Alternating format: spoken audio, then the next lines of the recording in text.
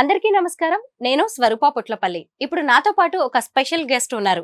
ఆవిడ మరెవరో కాదు, ఇన్స్టా ఫేమ్, సోషల్ ఇన్ఫ్లుయెన్సర్, శారీకి బ్రాండ్ అంబాసిడర్, ఆర్జేగా విజేగా ఎన్నో విజయాలను దక్కించుకొని మల్టీ టాలెంటెడ్ విమెన్ గా తనకంటూ ఒక గొప్ప పేరుని సంపాదించుకున్నారు ప్రణవి సాధనాల. ప్రణతి మనసు పలికే, అలాగే మాటే మంత్రంతో తనకంటూ ఎంతో మంది అభిమానుల్ని సంపాదించుకున్న ప్రణవి సాధనాల ఇప్పుడు నాతో పాటు ఉన్నారు. ఆవిడతో మాట్లాడి ఎన్నో ఇంట్రెస్టింగ్ విషయాలను తెలుసుకుందాం.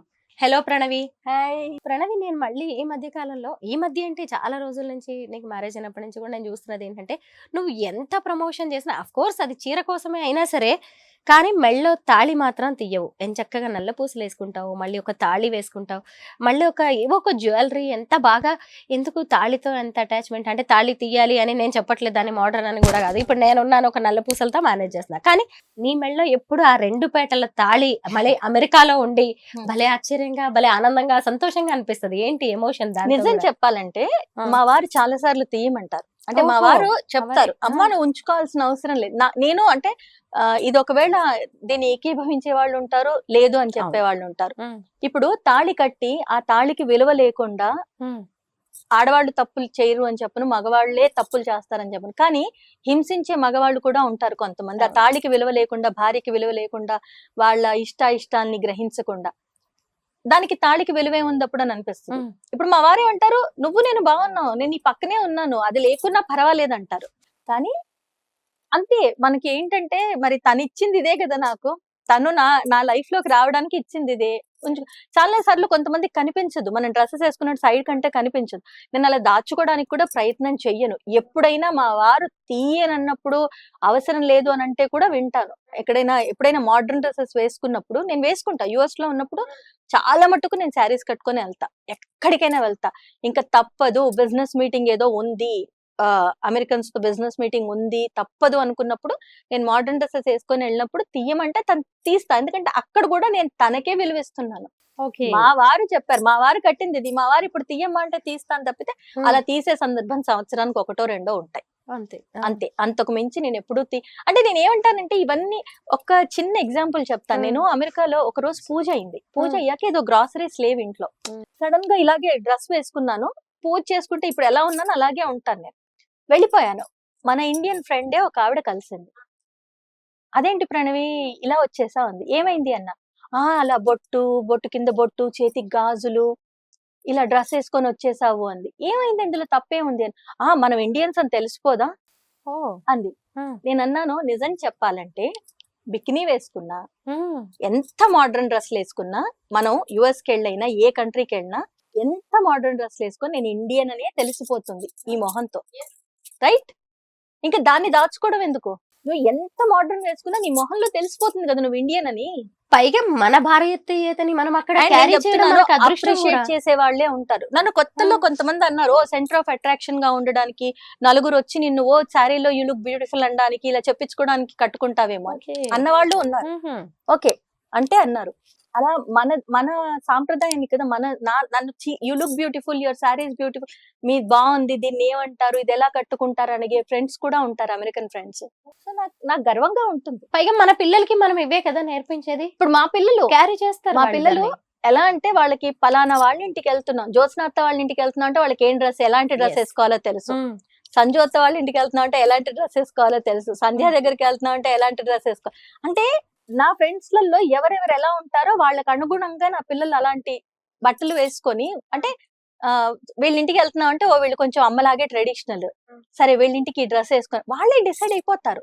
నేను చెప్పను వాళ్ళకి ఇది వేసుకోండి అది వేసుకోండి అని. ఇప్పుడు నిన్న చిన్న గెట్ టుగెదర్ అయిందని చెప్పాను, సహస్ర పిక్స్ నేను చూపిస్తాను. దానంతటి అదే వేసుకుంది, దానంతటి అదే రెడీ అవుతుంది. ఇండియాకి వచ్చింది, ఇవాళ దాకా నా పిల్లలు ఇండియాకి వచ్చాం, ఇవాళ దాకా ఒక మోడర్న్ డ్రెస్ వేసుకొని బయటికి రాల. వాళ్ళ అమ్మమ్మని సంతోష పెట్టడానికి కుర్తీయే వేసుకుంటున్నారు, చుడిదారే వేసుకుంటున్నారు. చూసారా, పిల్లలు అమ్మల్ని ఎంత ఫాలో అవుతూ ఉంటారో అంతే ఈజీగా మమ్మల్ని తీసేయడానికి లేదండి. చాలా గర్వంగా ఫీల్ అవుతాను. వాళ్ళ అమ్మమ్మ అడిగిందని నా చిన్న కూతురు బొట్టు పెట్టుకొని రోజు ఉండదు, అమెరికాలో స్కూల్ కూడా బొట్టు పెట్టుకొని వెళ్తుంది. ఓహో గ్రేట్. నేను ఢిల్లీకి నా కూతురు పెట్టుకుంటేనే వాళ్ళ ఫ్రెండ్స్ ఎవరు నార్త్ ఇండియా, సో అక్కడ కూడా ఏంటి బొట్టు అనేవాళ్ళు, ఇప్పుడు తనని ఫాలో అవుతున్నారు, పెట్టుకోవాలి, బొట్టు పెట్టుకుంటున్నారు. చాలా గొప్పగా అనిపిస్తుంది నాకు కూడా. పైగా అక్కడ జడ వేసుకోవడం అనే కల్చర్ కూడా ఉండదు, స్కూల్ ఉండదు. కూడా జడ వేసుకుని వెళ్ళరు. అవును. నా కూతురు రోజు జడ వేసుకుని వెళ్తది, సింగిల్ లేదంటే 2 జడలు వేసుకుంటది. ఇప్పుడు కొంతమంది తనని చూసి జడ వేసుకోవడం కూడా ఇప్పుడు చేస్తున్నారు నా అలవాటు. రీల్స్ చూసావంటే నేను ఇలా సెంటర్ క్లిప్ పెట్టి ఈ మాత్రం వదిలేస్తాయి. అసలు నా పాత నీకు ఈటీవీలో ఉన్నప్పుడు Yes. చూసాను. జడ అవును. వేసుకొని పూలు పెట్టుకొని చేతి నిండా గాజులు వేసుకొని ఏంటంటే ఇప్పుడు ఇంట్లో ఎప్పుడు జడ విరబోసుకొని ఇవ్వలేదు. ఇంట్లో ఆ, చిన్నప్పటి నుంచి మన జడ దగ్గర కొంత విరబోసుకొని దాన్ని అసలు నెగిటివ్ గా చూస్తారు జడ ఇళ్ళలో. జడ వేసుకో జడ వేసుకో జడ వేసుకొని ఎప్పుడు జుట్టు వదిలేయడం తెలీదు. ఇప్పుడు కూడా నేను కంప్లీట్ గా వదిలేను, ఎందుకంటే అమ్మ ఒప్పుకోదు. అస్సలు ఇక్కడున్న ఒప్పుకోదు, యుఎస్ లో ఉన్న ఒప్పుకోదు. ఇవాళ అమ్మకి 65 నాకు 45 అయినా సరే నేను ఖచ్చితంగా అమ్మ చెప్పినట్టు వినాల్సిందే. కదా, రేపు మన పిల్లలు కూడా మరి వింటారు కదా, వినాల్సిందే. నేను అదే చెప్తాను నా పిల్లలకి, ఇవాళకి కూడా అమ్మమ్మ ఏది నచ్చితే అది నేను చేస్తున్నాను. ఎందుకంటే నా తల్లికి తెలిసినట్టుగా ఎవరికి తెలియదు నా గురించి కానీ నాకేం మంచో కానీ. సేమ్ మీ విషయంలో అలా పిల్లలు ఫాలో అవుతారు స్వరూప. మనం చెప్పే విధానంలోనే ఉంటుంది. మనం ఏం చెప్పినా పిల్లలు ఫాలో అవుతారు. అది నేను నమ్ముతా. కరెక్ట్, నేను కూడా నమ్ముతాను ఖచ్చితంగా. అవును, మనం ఏం చేసినా మనం ఏం మాట్లాడినా వాళ్ళు ఉన్నారు, మనల్ని వాళ్ళు గమనిస్తున్నారు అనేది కూడా మనం నిజంగా. ఇప్పుడు నా పిల్లలకి సోషల్ మీడియాలో ఉండడం ఇష్టం ఉండదు. ఎప్పుడో వాళ్ళకి నచ్చి వీడియోస్ చేస్తే తప్పితే నేను పిల్లలతో గానీ మా వారితో గానీ ఎక్కువ వీడియోస్ చేయను. Because I respect their privacy. వాళ్ళకి ఇష్టం ఉంటే వచ్చి చేస్తారు. నేను అడిగినా కూడా వాళ్ళకి ఇప్పుడు ఒక ఫోటో పోస్ట్ చేయాలన్నా నేను నా ఇద్దరు పిల్లల్ని అడుగుతా, తల్లి నేను పోస్ట్ చేయనా, మీకు అభ్యంతరం లేదా? పర్వాలేదమ్మా చెయ్యి అంటే చేస్తాను, లేకపోతే చేయను. నా పిల్లలని నేనెందుకు వాళ్ళకి ఇష్టం లేని పని చేయాలి? అవును కదా, వాళ్ళకి ఇష్టం లేని వాళ్ళకి నా పెద్ద కూతురు ఇప్పుడు ఇంజనీరింగ్ ఫైనల్ ఇయర్, దాన్ని ఎక్కడ ఏ పోస్ట్ లో పెట్టదు. అది అలాంటి పిల్లని తీసుకొచ్చి, అంటే ఈ కాలంలో సోషల్ మీడియాలో లేని వాళ్ళు చాలా తక్కువ మంది. ఫోటోస్ కానీ రీల్స్ కానీ వీడియోస్ కానీ పెట్టని వాళ్ళు చాలా తక్కువ మంది. అందులో ఫస్ట్ నా కూతురు ఉంటది అనిపిస్తుంది. అలాంటి పిల్లని నేను అడగకుండా, అది 22 ఏళ్ల పిల్ల, తనకి ఉన్న ప్రైవసీని నేనెందుకు ఇది చేసి దాని ఫోటో పెట్టాలి? సో పెట్టను. దాన్ని అడుగుతా, తల్లి ఇది ఓకేనా పెట్టనా అంటే పెట్టమ్మా అంటే పెడతాను, వద్దు అంటే పెట్టను. ఎందుకంటే అది నా పర్సనల్ అకౌంట్, నా సోషల్ మీడియా, నేను నాకు నచ్చిన వీడియోస్ చేసుకుంటున్నాను. I should respect their privacy అని అనిపిస్తుంది. ఏదైనా పిల్లలకైనా సరే మనం గౌరవమైనా మంచి అయినా మనం ఇస్తేనే అది తిరిగి మనకు వస్తుంది. ఇంకొకటి ఏంటంటే ప్రణవి, నీకు వచ్చే కామెంట్స్ చాలా బాగుంటాయి, నేను చదువుతూ ఉంటాను అప్పుడప్పుడు. అయితే ఆ కామెంట్స్ లో కొన్ని మేకప్ చాలా వేసుకున్నావు అది ఇది వస్తూ ఉంటాయి కదా, ఆ కామెంట్స్ కి నాకు కూడా అనిపిస్తుంది, అరే ఆవిడ నేచురల్ బ్యూటీ అని చెప్పి. దీనికి ఏం చెప్తావు? నేను మేకప్ వేసుకునే కాటుక లిప్స్టిక్, నేను మేకప్ వేసుకున్నాను, ఆవిడ వేసుకోలే. నీకు ఎక్కడ తీసినా నాకేం లేదు. ఫౌండేషన్ Yes, ఏమి yes. ఉండవు. ఇప్పుడు ఎదురుగా చూసిన వాళ్ళకి తెలుస్తుంది నా దురదృష్టం అదృష్టం నా రంగు. ఓకే, అయ్యో అదృష్టం. ఎందుకంటే దురదృష్టం అని కూడా ఎందుకు చెప్తానంటే, నేను మొన్న ఒక సినిమా పోగొట్టుకున్నాను ఒక రకంగా. ఎందుకంటే వాళ్ళకి డార్క్ ఉన్న వాళ్ళు కావాలి ఆ క్యారెక్టర్. ఓకే, నాకు ఎంతని మేకప్ వేయాలి, ఆవిడ అంత రంగు ఉన్నారు, ఆవిడకి ఎంతని మేకప్ వేస్తామని అనుకునే వాళ్ళు కూడా ఉంటారు. ఓ ఇలాంటివి కూడా ఉంటాయి, ఖచ్చితంగా ఉంటాయి. వాళ్ళకి డార్క్ కంప్లెక్షన్ తీసుకున్నాం అనుకోండి, నేచురల్ గా ఉంటది, వాళ్ళకి ఎక్కువ మేకప్ అవసరం.